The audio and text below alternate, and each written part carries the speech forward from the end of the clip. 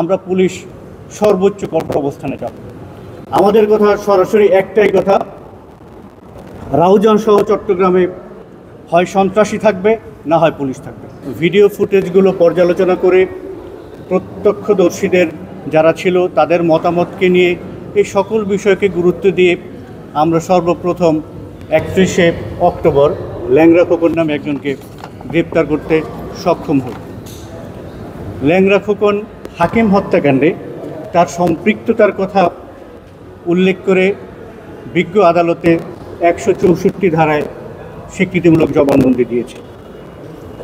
এরপরে আমরা ল্যাংড়া খোকনকে রিমান্ড নিয়ে আসার পরে তার দেয়া তথ্য মতে মারুফকে আমরা গ্রেপ্তার করতে সক্ষম। মারুফকে গ্রেপ্তার করে এরপরে আমরা ব্যবহৃত অস্ত্রগুলো কিভাবে অস্ত্র ব্যবহৃত হয়েছে, কিভাবে পরিকল্পনা করা হয়েছে, কে কোথায় থেকে এই হত্যাকাণ্ডে অংশগ্রহণ করেছে, সব বিষয়গুলো আমরা জানতে পারি। অস্ত্রগুলো কার কাছে ছিল এইটা জানতে গিয়ে আমরা সাকলাইন নামক একজনের সম্পৃক্ততার কথা জানি।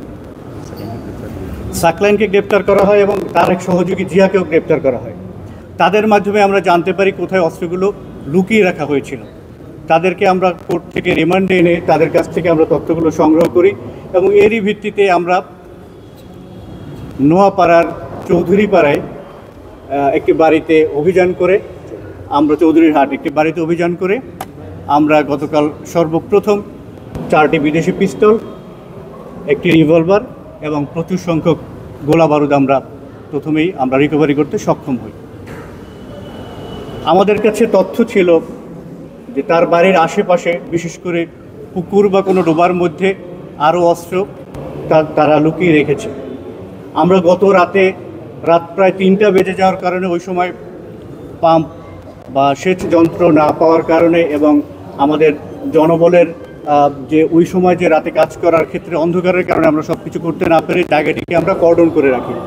আমরা রাতে কর্ডন করে যখন ভোরের বেলা যখন সূর্যালোক পাওয়া যায় তখন আমরা সবাই মিলে কাজ শুরু করি এবং সেই কাজ করতে গিয়ে আমরা পুলিশের লুণ্ঠিত একটি চাইনিজ রাইফেল এবং একটি শর্ট গান উদ্ধার করতে সক্ষম হই। এর মধ্যেই এদের একটা মাদকের সম্পৃক্ততা ছিল। কয়েকজন মূলত মাদক সম্পৃক্ত থাকার কারণে তাদের কাছ থেকে অল্প সংখ্যক ইয়াবা এবং গাঁজাও আমরা উদ্ধার করি। রাউজানের অনেক হত্যাকাণ্ডের সাথে তাদের সম্পৃক্ততা রয়েছে। সেই লক্ষ্যে আমরা চেষ্টা করে যাচ্ছি তাদেরকে আইনের আওতায় নিয়ে আসার জন্য। আর আপনাদের মাধ্যমে তাদের কাছে প্রত্যক্ষ একটা সরাসরি মেসেজ দিতে চাই, সেটা হচ্ছে তারা যদি নিজেরা আত্মসমর্পণ করে আইনের আশ্রয় গ্রহণ করে এবং বিচার অনুযায়ী তারা যদি আইন মেনে নিয়ে তাদের জীবনযাপন করতে চায় সেটা একটা ভিন্ন কথা।